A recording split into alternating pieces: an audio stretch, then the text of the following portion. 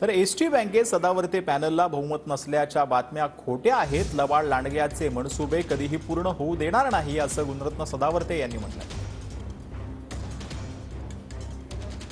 कष्टकरी जनसंघचे संस्थापक अध्यक्ष वरिष्ठ कायदेतज्ञ ॲडव्होकेट गुणरत्न सदावर्तेजी आणि त्यांची टीम आमच्या सोबत आहे। ती संचालक आता सोबत आहे आणि त्याला घेऊन आपण जाणार आहोत बँकेत। एक लक्षात घ्या की बँकेची बदनामी आणि म्हणजे हे संचालक हे दोन गोष्टी विनाकारण करण्यात आल्या। 19 संचालक जे निवडून आलेले आहेत त्याच्यापैकी सगळे मेजॉरिटी संचालक आणि उर्वरित दोघं तिघ जण जे काही संध्याकाळपर्यंत ते सुद्धा येऊन जॉईन होतील। हे डंके की चोट पे तुम्हाला सांगतो। थोडक्यात सांगा की जे ठेवीदार आहेत त्यांना काय म्हणाल आणि सर्वसामान्य जनतेला? सगळ्या नियुक्त्या त्या वैध आहेत। भ्रष्टाचारी जे अधिकारी आहेत ज्यांच्यावर पोलीस तक्रार केलेली आहे जसे की खासनी जगताप यांना कधीच बँकेत येता येणार नाही आणि लबाड लांडग्यांचे मनसुबे कधीच पूर्ण होऊ दिले जाणार नाहीत।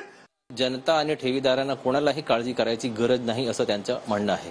कॅमेरा पर्सन अमित सिगवनसह ब्रिजभान जयस्वार, TV9 मराठी।